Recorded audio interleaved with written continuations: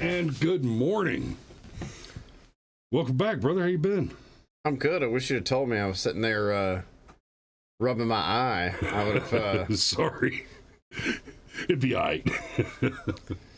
You know what? I'm gonna back that up just a hair. Right. So, good. So yeah, good morning. Good morning. I know you know, so I'm gonna let you know. I've just been working and doing things and trying to create opportunities and picking up extra shifts at my, I'm gonna say, real job.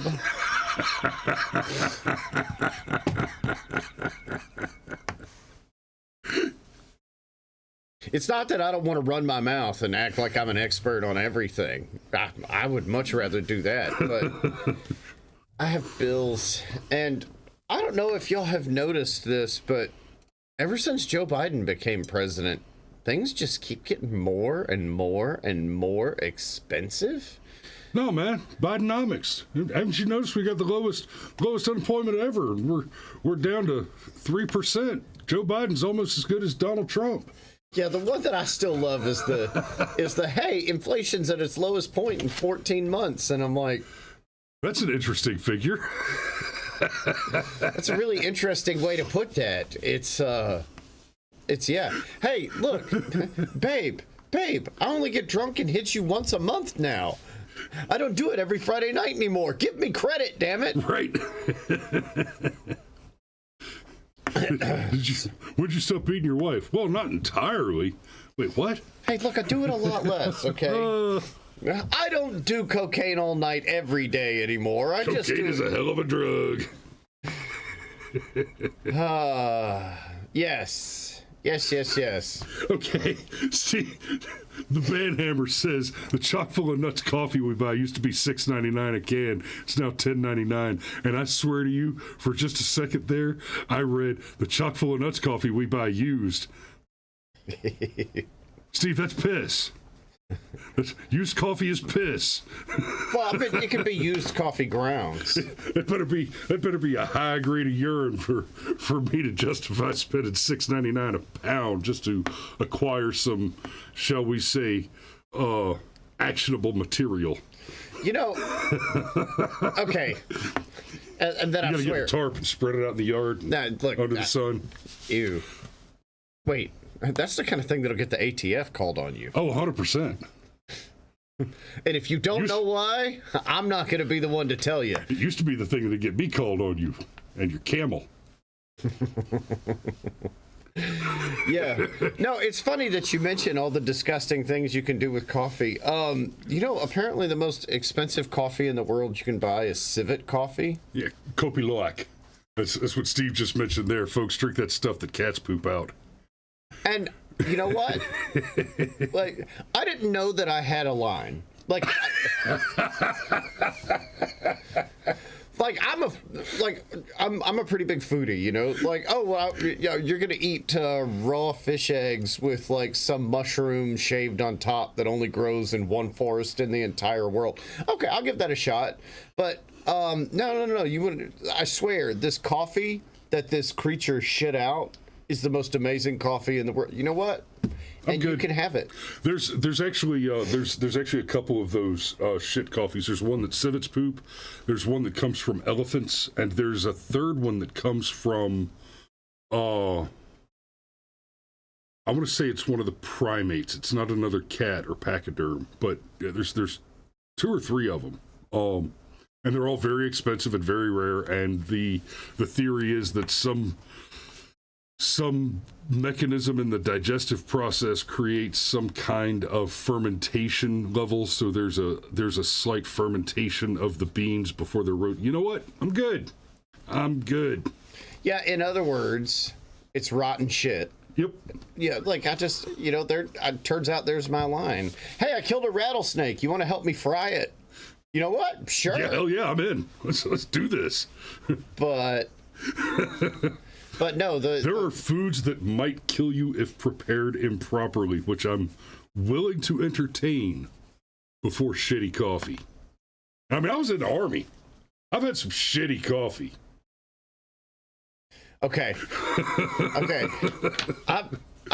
I spent a few weeks in jail one time. That was also some shitty coffee. You know what? It wasn't though. Literal shit. It was coffee. actually smuggled in someone's prison wallet. That's correct. That's correct. And you could. Ironically, that is how you would have to get your Kopi Luwak in prison.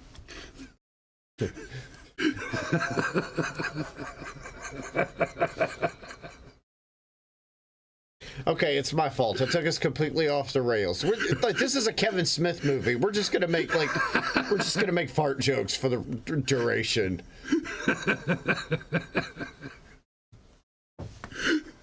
So, speaking of shitty things, sure, that was a transition. The Bidens have apparently been receiving bribes from foreign entities, and we're all super surprised. See, this is my surprised face. Okay, yeah. So, I actually talked about this a little bit either yesterday or the day before. It wasn't strictly on topic, but I mentioned it in a semi-related context. Part of the story around the whistleblower is related to the Hunter Biden laptop case, his tax evasion, and the related money laundering, which has apparently been part of the mechanism for bribes to be paid to Joe Biden in particular and the Biden family more broadly. There have been a few whistleblowers. Two of them testified yesterday,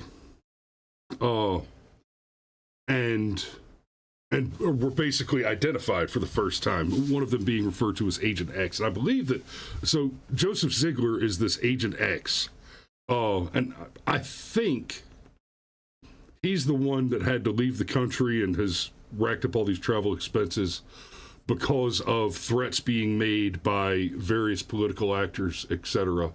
And he's actually been, I guess, exposed is the correct language to use on that now. I have here his opening statement, which is like 12 minutes long, so we're not going to get through the whole opening statement. But I want to listen to some of it, and there's quite a bit here to talk about.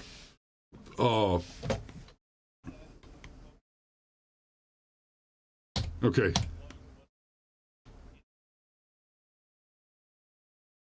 Okay, so there's a lot of it starts off with a lot of, my name is Ziegler, and I'm qualified to have a professional opinion on this. Yada yada yada.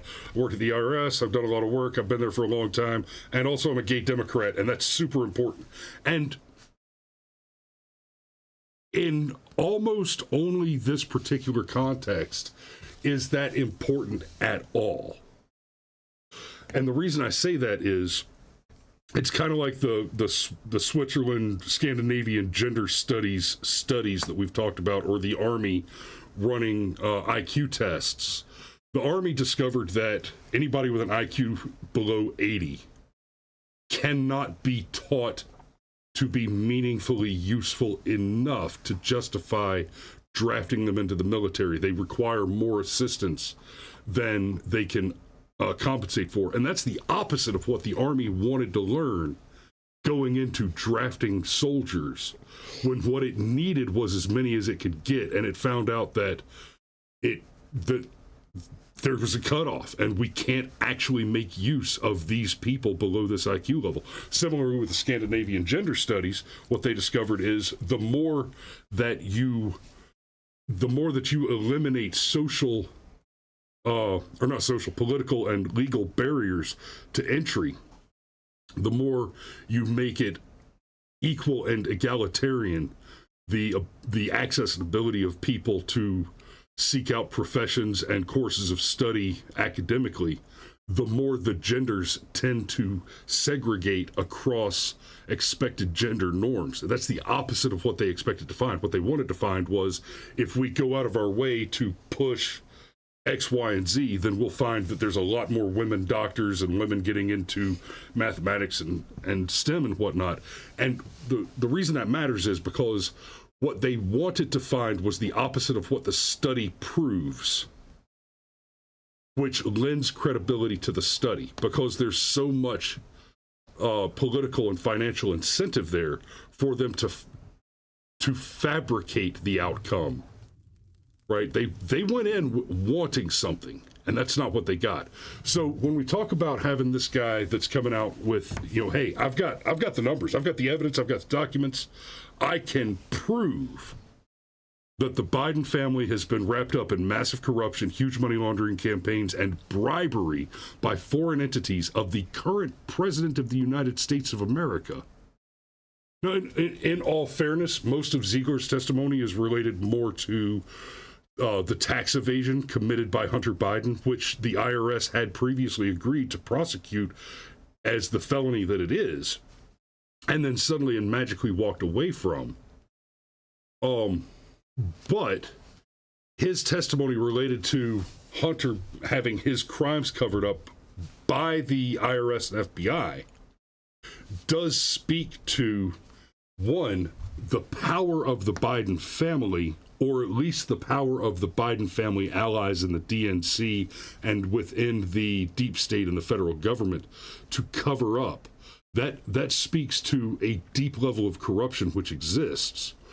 And it shows Hunter in the light that he's been used as essentially a money laundering mule to shift finances directly to the big guy.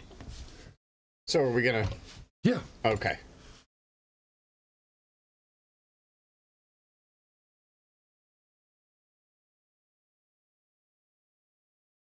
Okay, this is still more of the qualifications.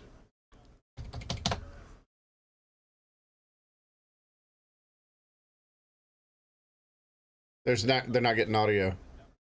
Oh.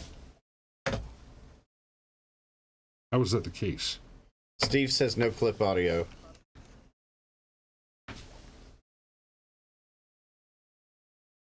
Hold on just a second.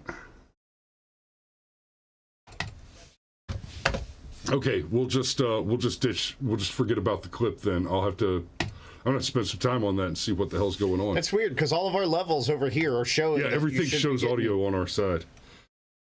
Boy, so, that was weird. Showed over there, showed over here. Yeah. We'll have to troubleshoot that. Basically, he was saying exactly what Chris was saying. Like, I did this, I did that. Here's my big long list of qualified things. Also, I'm married to a man, and he just kind of throws it in at the end. So he's basically saying, look, not only do I have all of the stuff, the pieces of paper that say I'm allowed to talk about this, but socially, I'm also somebody that doesn't have a personal interest in talking about this. In fact, I'm somebody that has a personal interest in perhaps not talking about this. So that was what he was saying there. So basically, we've got these two whistleblowers right now, Gary Shapley and Joseph Ziegler. Both men say investigative steps were slow-walked or blocked, and that authorities tipped off Hunter Biden's legal team about interest in searching a Northern Virginia storage locker that may have contained evidence about an attempt to interview Hunter in late 2020, wrecking both attempts. That's a pretty serious allegation, right? It is not the case that these two guys are merely saying Hunter committed crimes and has not been prosecuted for them. They're saying specifically and explicitly that someone within the IRS or somewhere in the federal government went out of their way to tip Hunter off. They called Hunter and they were like, yo, ICE is going to raid your business. You need to get all the Mexicans out. Oh, wait, no. Yo, the IRS is coming to lock up all your underage prostitutes. Hunter, hide the crack. Tim Ballard's going to kick in your door. So, okay, there's a few things to this. One, the reaction. And this is super important, okay? Because I spend an unhealthy amount of time on Twitter calling people like Elizabeth Warren losers and Robert Forthreich, all all the different iterations of commie shitburger I can think of. In fairness, any amount of time spent on Twitter is unhealthy. I know, but I likes it. I likes it. I Can't have it's precious. I like it for the same reason I like drinking more than one glass of scotch at a time. I know it's not good for me, but it's fine. But what's being... Bro, you'd be sad if you mix those two together. I know I would. Because one of those tastes like peanut butter. Oh, anyhow, but what's being talked about on Twitter is two things. One, everybody's going on and on and on about the Jason Aldean song. Just try that in a small town. It's a racist dog whistle. I'm sure it's awesome. I'm sure it's just a mediocre. A bunch of Democrats are pissed off about it. I'm sure it's no. I was talking to Tim Lowry yesterday down at the farm, and he was telling me about it. I still haven't listened to it yet. Yeah, he said it's hilarious. And then the other thing is Marjorie Taylor Greene showed pictures from the laptop. Apparently. Oh yeah, now you got flipping Robert Third Reich. No, not Third Reich. It's one of those liberal shitburgers that we see all the time. Demanding we should prosecute Marjorie Taylor Greene for posting revenge porn against Hunter without his consent. Like, I don't think you understand how revenge porn works there, sunshine. Yeah. But that's what's being talked about. What is not being talked about, at least by kind of the surface level masses, is what's not being talked about is the specific testimony of these whistleblowers. So there's that. And then here's the second thing, and this is broader, but I would caution you. There is the thing about it being too perfect. So let's back all the way up. Hunter's laptop, which was, as we now know, it was suppressed by Twitter and Facebook, and there was a big enough proportion of Democrat independent voters where if they'd known about the contents of the laptop, they either would have voted for someone else or would have abstained from voting. It's a large enough percentage where it more than likely would have affected the outcome of the most safe and secure and awesomest election of all time. Okay, so I hate to interrupt on this, but this is pertinent and important to what you're saying. Because what you're saying about the Hunter Biden laptop being suppressed, it has been found by a court, and the White House has been given orders related to this, that was officially interference involving government intervention with agents, which is a crime against the citizenry. Anyhow, but you got the Hunter Biden laptop that we know was suppressed. And there's still a large segment of the population that believes, okay, this is imaginary, it's exaggerated, it's all these things, it's not real. I know it's hard for you, and I know it's hard for us to imagine a world where somebody's not at least peripherally aware of the fact that this laptop exists and that the laptop contains things that make Hunter Biden look like a dirtbag at best. But there are people that don't know about it. And now we have these whistleblowers coming out and saying, hey, all the stuff you think about Biden, all the stuff that was on the laptop, all that, yeah. We can basically testify to it and say that Hunter Biden was a bad guy and that the Biden family basically runs like a Sicilian crime family, almost comically so, where everybody gets a cut from somebody else and you're buying access and protection and blah, blah, blah, blah, blah. There was a particular type of beetle when we did pest control. Best way to control this beetle was to set a honeypot trap. And it was literally a small thing that looked like a female beetle that emitted the same sounds and even pheromones as the female beetle when she was ready to mate. Male beetle would come along and would get killed as soon as it tried to mate with it. And it worked because it was too perfect. it just everything fit together perfectly, fit together so well. Every time a male beetle tried to mate with it, it got electrocuted to death. So I'm not saying that these whistleblowers are not real, but what I am saying is that there is this entire slate of possibilities that include it's real, but it's still a trap.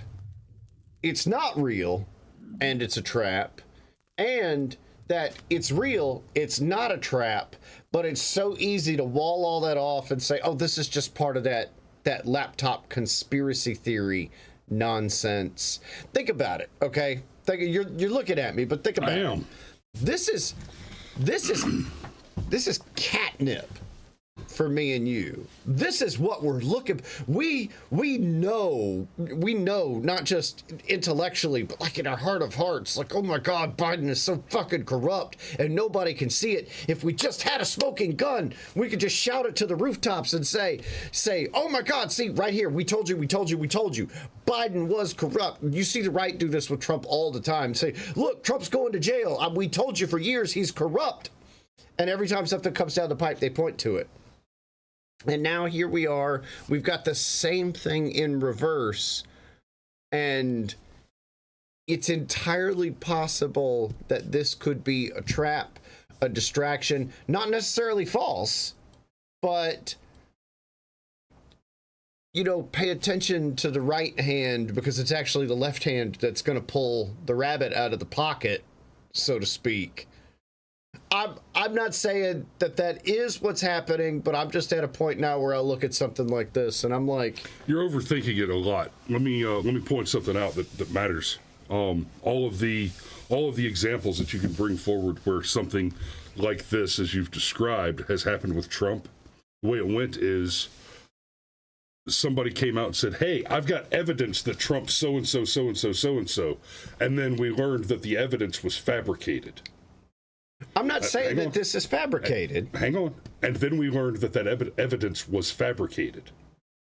Right? We learned that evidence was either the Very Fine People hoax, where he used the words very fine people, and then the media very carefully curated the context to make it sound bad.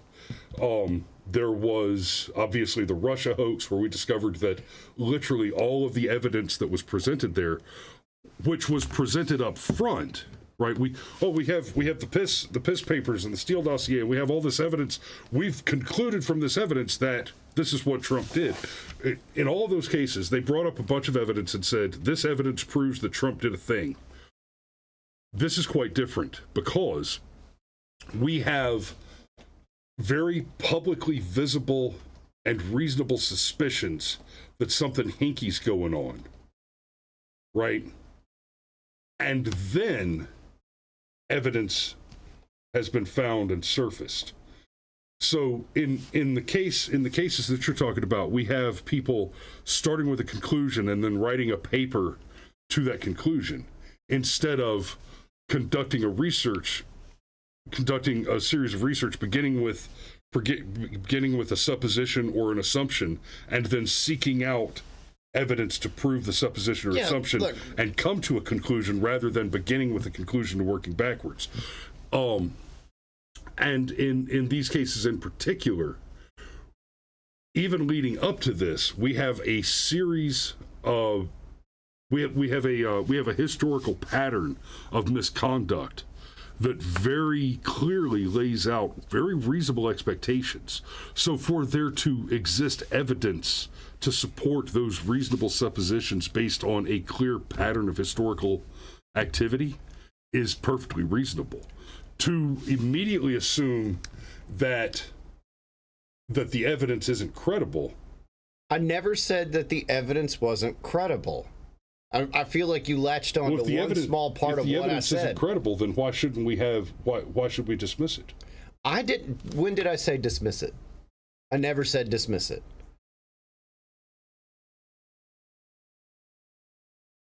Okay, in that case, what's your point? So my point is to be careful that this is too perfect. That if you wanted a smoking gun and you wanted to feed somebody a smoking gun, this is it. Oh, look, I'm a super gay Democrat with every academic qualification that you would need, and I'm willing to come on the Hill and talk about how, oh my gosh, I just needed everything. I hate it, but oh man, my morals just won't let me let this go. Like, if I was going to write a story, that's a character I would write into a story. I'm not saying that this person doesn't exist. I'm not saying that I think the evidence needs to be dismissed. But I am saying that applying critical thought to the entire situation, and just think about how many times over the past few years, even highly intelligent, highly informed people have been put through the ringer. I'll give you a fantastic example. In 2020, when Sidney Watson said, hey, I'm about to release the Kraken. Now, those elections looked funny. They still look funny to me. Yeah. And I don't mind admitting that the 2020 elections look funny and still look funny. But we got pulled in all these different directions. We're like, oh, here's the proof. Nope, no proof. Here's the proof. Oh, no proof. Here's the proof. Oh, no proof. And while we were spinning in all these circles, Joe Biden got inaugurated, and January 6th happened, and now January 6th is going to be used to charge Donald Trump with additional crimes. Dozens of people have gone to jail. Jacob Chansley is probably going to be a convicted felon for the rest of his life, and even Ray Epps is getting charged with a crime here. Yeah, that's about damn time. So, look, but my point is, we can look back on it and can pretty easily trace out what happened. But in the moment, it looked like we were taking the right action at cusp, to quote one of your favorite authors. Okay. And I'm just saying, be careful here. I would normally say that if it walks like a duck and if it talks like a duck, it's a duck. But when we're dealing with politics, and when we're especially with stuff like this, like, I live in a world where James Comey came out and said Hillary Clinton did it, but she didn't mean to do it, so we're not going to prosecute her. And I'm just saying, when you put all these things together, I could see guys like you and I putting a lot of energy into saying, look, here's the fucking smoking gun right here. It's right here. And it might not be a smoking gun. Probably is, but it might not. And even if it is a smoking gun, there's this entire other layer of things that could go along with it, where even if it's true, we could be wasting our energy on what is not the big issue of the day. It should be the big issue.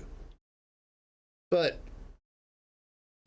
okay, so I think the more likely outcome is that this actually is a very serious smoking gun, and you have a corrupted jury pool that says, yeah, but it's Hunter, it's cool. There was a woman that walked into a police station, stabbed an officer to death. Just walked in, pulled out a knife, stabbed him to death. There were other cops in the police station when it happened. There were civilian witnesses. There were some 10 or 15 witnesses, and video footage of the event. She went before a jury, pled her case, explained that the officer had abused her or something previously, and that she went to murder him for that reason. She was acquitted. And I'm not even saying that it was wrong for her to be acquitted. She may have been perfectly right with God, and that murder was totally justified and wasn't in fact murder, but justified homicide. However, jury nullification the law seems to argue the law seems to argue with that claim, but jury nullification trumps the law. It is not. That's why they don't want you to know about it, FYI. Yeah, it is more likely, I would say, that what we're looking at is legitimate evidence.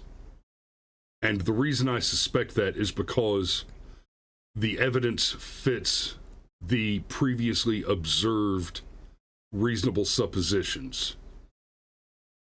Right? If I believe that putting water and and black sand into a coffee pot is going to produce coffee, and coffee comes out of the pot. I'm not going to assume that I was mistaken about the black sand. Or I'm not going to assume that I was mistaken about the water. I'm going to assume that I was mistaken about the black sand and it was actually coffee grounds. When the evidence that is acquired through investigation following a supposition based on prior observation matches with the probable outcome of the supposition, then it is reasonable to accept that evidence as intelligible. But the likelihood that further corruption between the IRS, the FBI, and the administration somehow tampers with these allegations, these whistleblowers, and these expectations, I think that's a much greater likelihood than the probability that these guys forged documents, fabricated evidence, or in some other way are presenting false claims in this particular context because of the factors that I've already mentioned here. I'm just saying, be careful, really engage in some critical thinking about this entire thing. And it could just be that, like so many other people, I have been abused and gaslit by the wizards of smart, as Rush Limbaugh used to call them, so often I'm now automatically suspicious. Like, it's sort of like how everybody started freaking out about The Sound of Freedom, and it's like, well, I guess I'm going to buy a ticket to that movie because all the right people hate it and hadn't even come out yet. And I very much enjoyed it. I've heard it's actually really good, and that the parts that are extremely disturbing are done very tastefully, and the camera kind of cuts away from the more offensive things, as it were. That's correct.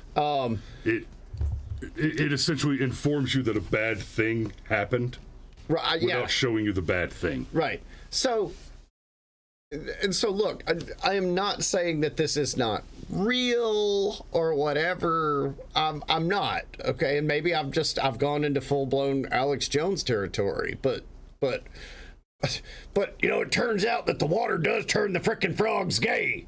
I mean, it actually makes them change sex, but now we're splitting hairs. So I just see something like this and I'm like, really? Gosh, that's convenient and perfect. Not that it's not real, but the fact that it's convenient and perfect, God, it is awfully convenient and perfect. That's all. Just, to put it very cynically, bro, the stripper doesn't actually like you. I'm just saying, like it's kind of where my head is at. Not that I don't think that it's real. I agree that it probably is real, but my initial response was, and boy, that's like that one Lego piece I needed to put the whole fucking thing together, and it turned out it was just sitting in the middle of the table the whole time. Wow, that was. Yeah. Well, I mean, this guy's been dodging literal bullets for a few months now, so that's whew. But we're almost 10 minutes over. I need to go ahead and put a pin in it right there. And tomorrow's Gun Day Fun Day. Yes, sir. Firearms Friday. Make sure you turn in tomorrow for a special edition of the Safety Brief. Got a little something extra for you there. So y'all be safe out there. We love you, and we will see you tomorrow.